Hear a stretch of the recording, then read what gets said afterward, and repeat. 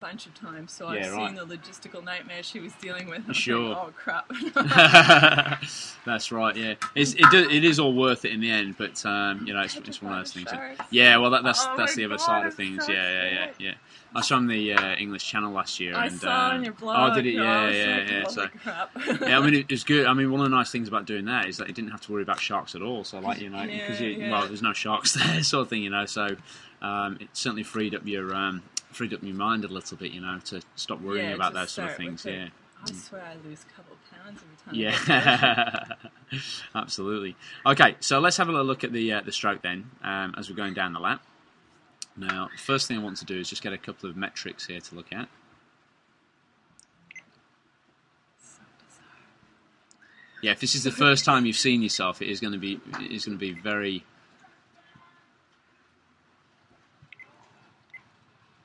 Okay, just start that again.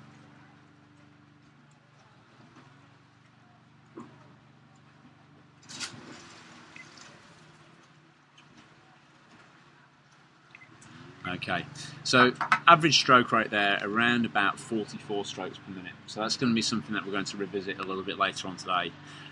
Stroke rate obviously being the number of times you're turning your arms over per minute, as opposed to how many strokes you're taking per length. Okay, now 44 is actually quite a slow stroke rate. And you're going to see, and we're going to go through this now, there's so many good things about your freestyle stroke. Okay, so many good things, but one of the things that's really lacking is the rhythm and timing of the stroke. It just looks like it's all just a little bit too slow, and also, dare I say it, a little bit too methodical. Okay. A little bit too much like you're thinking about it a bit too much. I'm not surprised by that. Yeah, absolutely. And we have, I don't know if you've seen our Swim Types website. Yes. We have I never can figure out which one I am. Overglider. Okay. Yeah, very, very, very clearly, and I'll show you what I mean by that from the top of the water. An overglider is somebody who wants to do the right thing and is always thinking about things a little bit too much, but ultimately tends to have a stroke which is a little bit robotic. So before you even jumped into the water, you telling me all those things. I knew precisely what you're going to look like when you're swimming there. Okay. Now that being said, okay, there are a lot of good things which we often see are faults within most overgliders, which you're actually doing really quite well. Okay, so let's focus on those to start off with. Now, over the top of the water, you've got a nice recovery. So you've got a nice high elbow recovery over the top of the water. Sometimes when swimmers swim, you know how I asked that question about do you swim better in the pool or the open water? Yes. When we look at the Olympians swimming, they often have a very similar style of recovery to yourself, with that sort of high elbow, forearm here and the hand there. And if we just draw on the surface of the water, for good open water swimming, we need to watch out for making sure that the hand isn't too close to the surface of the water. Otherwise, in rough, choppy conditions, the hand can be taken away, basically. But I'm pleased to say that you've actually got quite a nice bit of clearance here. When you do swim in the open water, you might like to consider opening up the angle at the elbow a little bit, just to afford yourself a little bit more clearance over the surface of the water. It'll feel a little bit strange, but do you ever swim with a wetsuit on? Or? Yes. I find it long sleeve or short sleeve? You find it difficult? Yeah, long. I find it difficult on my shoulders, or it tires up here. That's exactly right, and this is why that actually happens. So the arm recovery that you've got here on your left side is significantly better than on your right, and I think you said that you prefer breathing to your left, don't you? I'm you quite don't rotate. stiff on this side. Yeah, absolutely. So one of the ways to get this working a little bit better, and to get the arm coming up and over a little bit higher like the left arm is to actually get you rotating a little bit better to that right hand side. So we'll have a little look at that in just a second. But generally speaking, though, I mean, that's really good. When you take a breath to the side there, because of the rotation that you need to get a breath in, you can see your armpit there. Consequently, the hand comes that much higher over the top of the water. So it's quite a nice arm action over the top. Now, I'm just going to surprise you with a video clip here of a guy that one of the first swimmers I ever started coaching, a guy called Harry Wiltshire. He's one of the best open water swimmers and triathletes in the world. He's got a PB of 16 minutes for 1500, which is incredibly quick. But when you see his stroke, you'll think exactly what I thought when I first saw him. I actually thought, yuck. It's a stroke which we now classify as the swinger style, which is very, very effective in the rough open water. But what you will see with him, he's actually wearing one of our new wetsuits in the pool, and you'll see that he swims with a much straighter arm recovery over the top of the water. Yeah. Much more of a ballistic action. And the ironic thing is, it looks like he's fighting the water, or it looks like he's sprinting there, but he's actually swimming at his 1500 metre pace. So just over a minute per 100 metres. But the point that I was going to make here is that one of the reasons he swims with this straighter arm recovery, he's an extreme example of this obviously, is to make sure that his shoulders don't overly fatigue when he's wearing a wetsuit. Because if you're trying to swim with that perfect high elbow recovery, the angle at the elbow, if it's closed up like yours tends to be on the right-hand side, it actually makes your shoulder work a lot harder against the neoprene, the restricted nature of the neoprene. So, you don't necessarily need to be Windmill Harry like this, okay? But you will see many of the world's best open water swimmers do swim like that. And in fact, if we just have a little look in the pool, in lane 5 there, can you see the lady coming down the lap with the white swimming cap on? Yep. Now, she's got a very similar sort of style to Harry. Yep. It looks like she's thrashing the water, but she'll literally keep that pace going for an hour and a half. She's jumped in and she'll just swim continuously now for an hour and a half up and down the pool. Now, that is an extreme example, but if we look at the stroke rate difference between these guys, Harry's here at 95 strokes per minute. The lady in the water there is just over 80 strokes per minute. I'm not suggesting we need to take your stroke rate up to those sort of levels, but even a marginal improvement, even to like sort of the low 50s, would have a significant impact on the efficiency of your stroke. Okay, so coming back to here, that's it's all looking good, and if we were just swimming all the time in the pool, then this would be totally fine when it's perfectly flat, no problem whatsoever. Yes. But especially if you sort of comment with the idea that the shoulders feel a bit fatigued, etc. We've just created a new. I don't know if you've seen our new range of wetsuits. But I did. I saw your email about it. That's right. Yeah. So we've actually created a women's specific suit, which actually a lot of women say that they don't like wearing a wetsuit. They feel like they lose balance basically, and feel like they're all over the place. My ankles, I swear, are swimming like this. Absolutely, totally. So this particular wetsuit is designed to be a lot more flexible in the upper back and shoulders. We've got some new materials for that, and to also not lift you too high at the back. Some of the guys are Arnie swim type who plough through the water with their legs very, very low. They love wetsuits because it lifts them high, whereas a lot of female swimmers don't like that at all.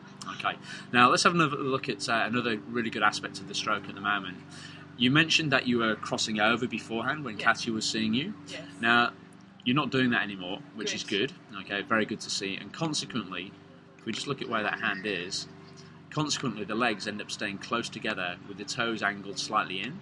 So it helps to. Idea. Yeah. Okay. Well, that's a good thing. That's actually a really good thing. Yeah. If you can feel your big toes tapping each other when you swim, one of the things that a crossover causes in front of the head is it usually causes the legs to scissor kick apart. And I was feeling that. Back in the day. Back in the day, yeah. So that's something you've obviously worked to rectify, which is good. One thing I would mention though is, see how the arm comes in. That's actually quite nice there on that left hand side. It does straighten out. Yeah. When the right hand comes in, I almost feel like the elbow is permanently bent. Now, this almost looks, and tell me if I'm correct here, it almost looks like you're preempting your catch underneath the water. I wouldn't know. I'm not even. Sure. I know that this side doesn't behave like this side. Sure. So, and you feel the left side is better. Are you left-handed? Or no, you're right. Okay. Sure. Interesting. So what I would like to see with this right hand, even though I'm going to talk to you today about how to develop a more efficient freestyle stroke and get the balance right between the length of the stroke and the rate of your stroke. Yeah. On this right-hand side, I would like to see this extending a little bit further forward, but with a little bit more pizzazz, a little bit more oomph to it, okay? Rather than just sort of being placed in. And then, lazy? It looks like, it almost looks like you just, like I say, you're obviously a very methodical person. It just looks like that in the stroke. Yeah. And we just need to get a little bit more sort of, like I say, a little bit more oomph and purpose to it. You don't need to be swimming like the lady over there or like Harry sort of thing, but just a little bit more rhythm to the stroke would be good. Now, that being said, even from this angle, we can see that this catch underneath the water is looking really quite nice. Most people, when they pull through underneath the water, pull through with a very straight arm. You can clearly see, and we'll see it better. Doing that. When I was crossing over, it was a bit more straight, and of course across my body. Sure, wiggling around, but absolutely. So this is definitely looking a lot better than I anticipated it used to look like. Now, if we just take it underneath the water then, have a closer look at the stroke itself. Now, from this position, even though you've mentioned that you feel a little bit awkward and unbalanced with the pool boy in, I think that's primarily because the stroke rate itself is a little bit on the slow side. Okay. Usually, people who say that they feel awkward with the pool boy are usually those swimmers who have very, very good horizontal body position in the water.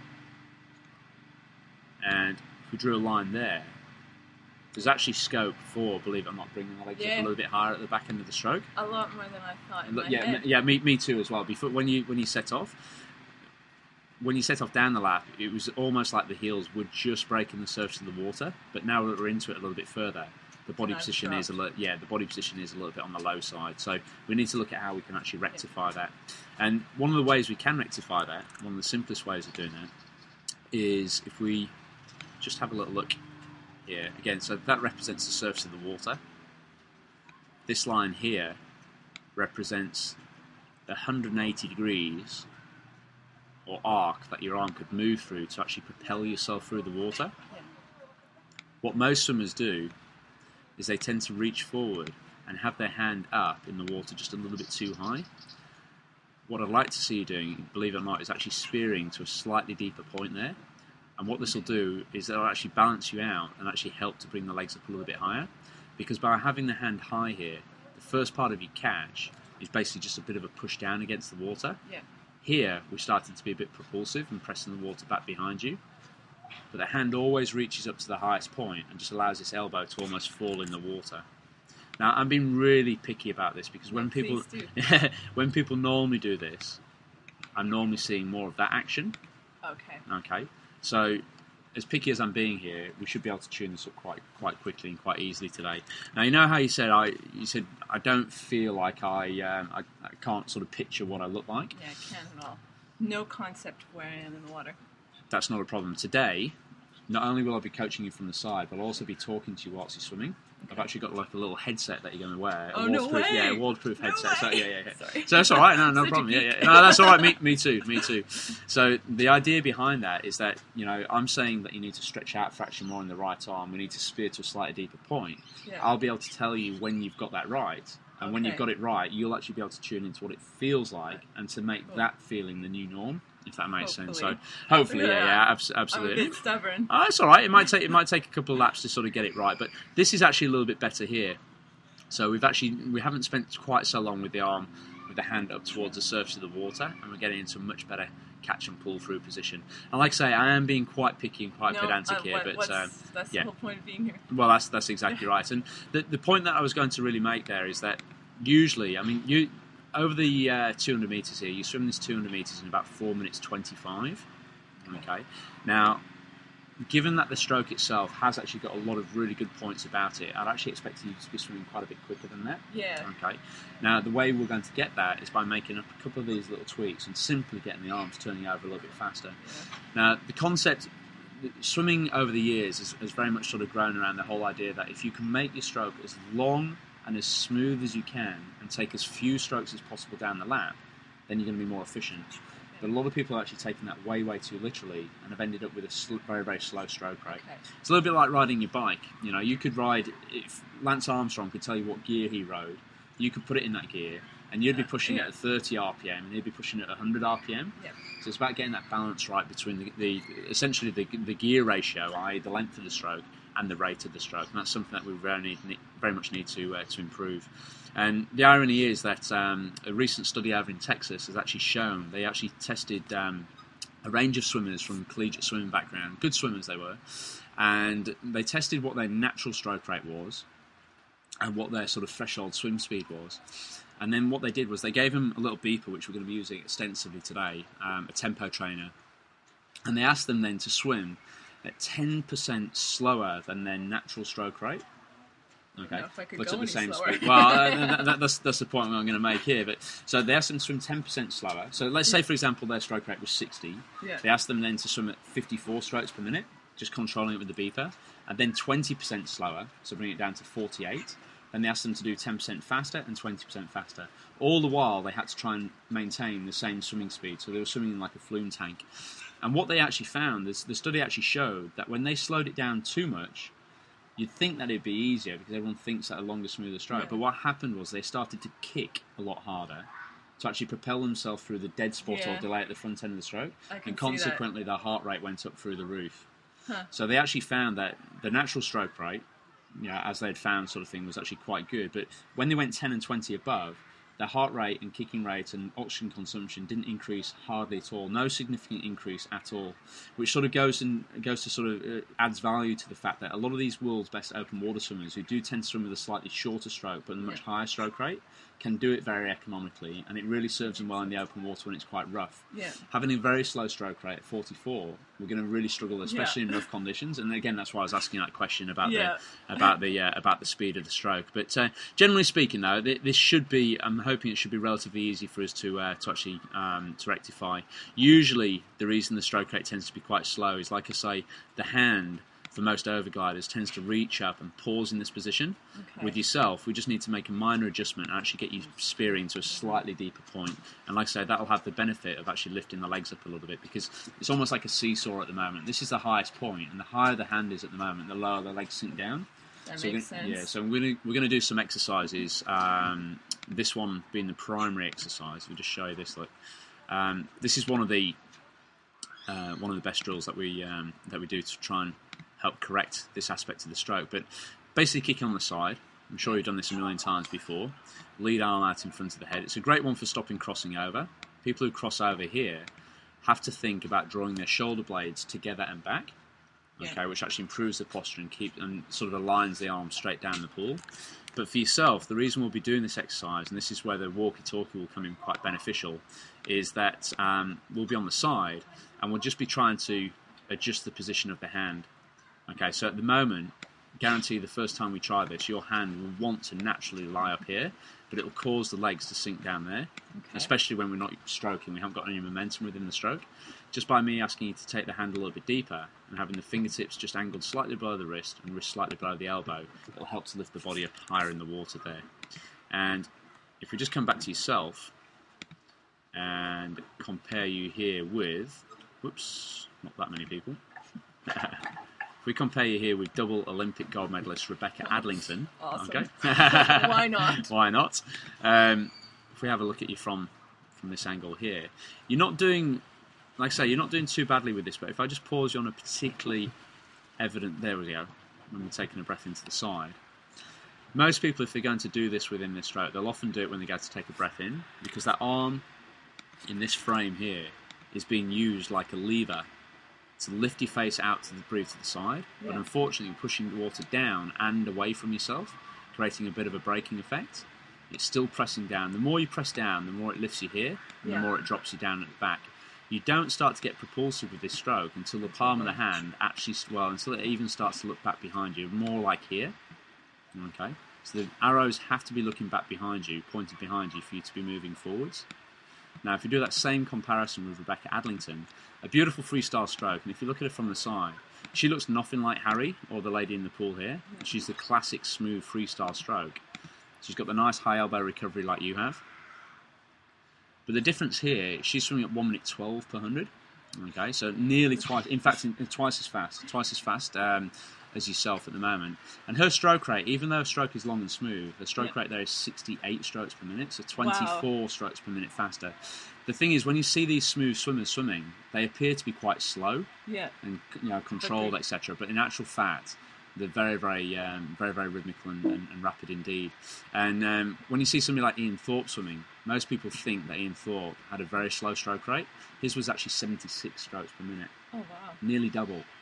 Okay, nearly double what you're doing, which is quite interesting. But if we just look at what Rebecca does here at the front end of the stroke, see, if we take you back, you're both in that breathing phase of the stroke.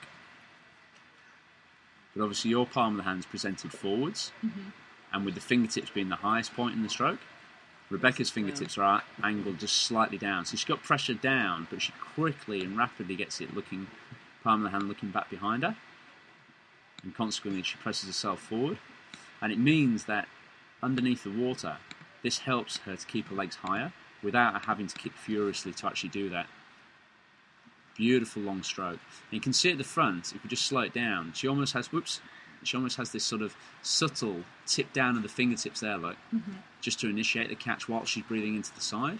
Whereas with yourself, it forces the elbow down basically. So that's one of the key things we're going to do. And if we can get you tipping your fingertips down, it will naturally result in the stroke rate coming up a little bit. Okay. Even an increase in, let's say, 5 or 6 strokes per minute for yourself will have a big impact in the fluidity of the stroke. Okay, 68 would feel like, especially if the thing is, a lot of people, when I do these sessions, they think, right, okay, well, if the solution is simply to turn my arms over faster, give me that beeper, I'll get in there and try and do it, but it will feel terrible. Yeah, it will feel like it won't work. It won't work, exactly I'm right. too uncoordinated. That's right. And the thing is, if you're still doing this at the front end of the stroke, me asking you to simply turn your arms over faster is like me asking you to drive down the freeway with your handbrake on. We've got to remove the handbrake first in order to actually elevate the stroke rate and get the rhythm and fluidity going within the stroke a little bit more. So the plan will be, when we're actually doing this in the pool today, the plan will be to try and get you to. We'll go through the drills that are actually going to correct that aspect of the stroke. But then I'll get you to, at the end of the session, I'll get you to have a go with the beeper back at your old stroke rate of 44 strokes per minute. Yeah. See what it feels like. And in theory, if we've done our job correctly up at the front, that should feel then quite slow. Okay. Cool. So that's the theory behind it.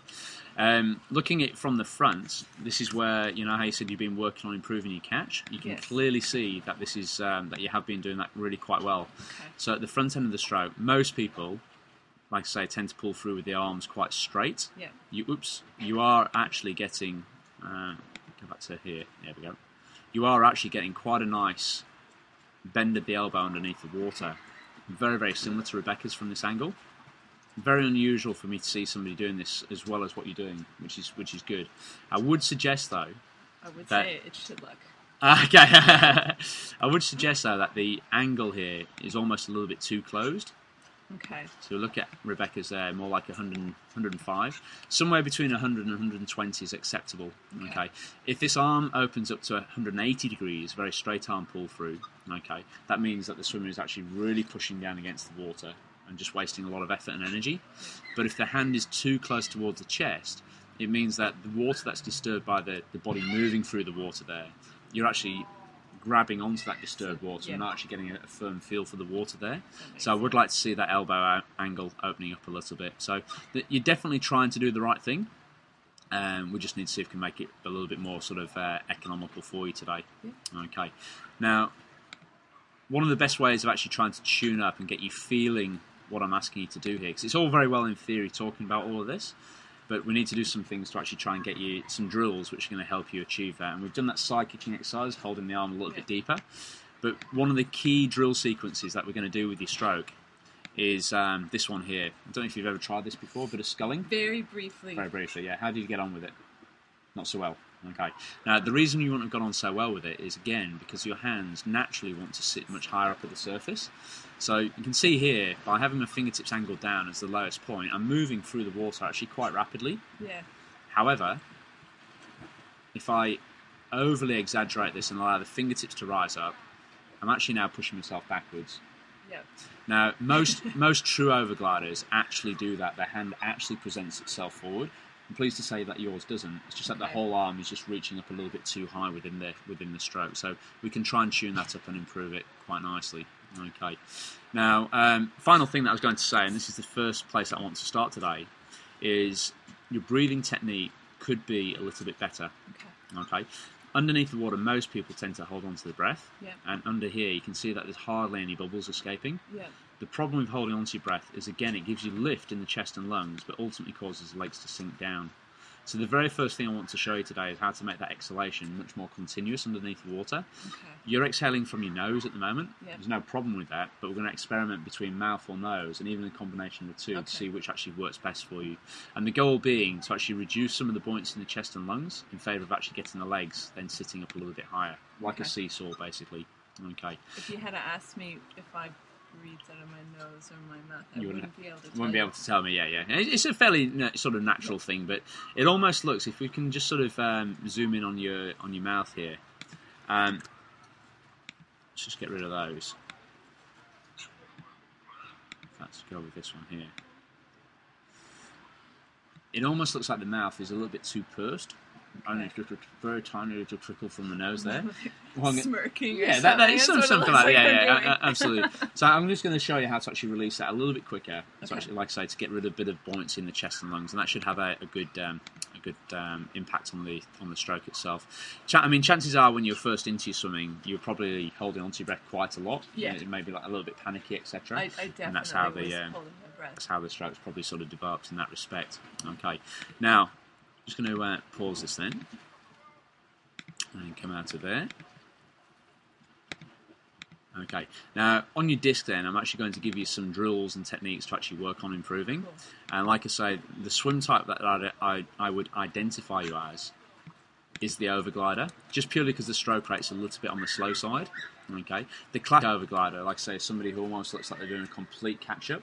You do have a slight delay at the front end of the stroke, especially when your right arm's out, but it's not so much that it looks like you're doing a full catch-up. Okay. The whole thing just looks like it just needs a bit more life. Yeah, a little bit more life, yeah, exactly right. And part and parcel of that will be to try and actually get you to swim today and actually sort of tune into what it feels like a little bit more, okay? And actually sort of trust yourself in the water to actually be able to do that, rather than thinking, okay, I've got to actually really process it and break it down. But we'll see how we go. Okay, now I'll just show you what I've been doing there.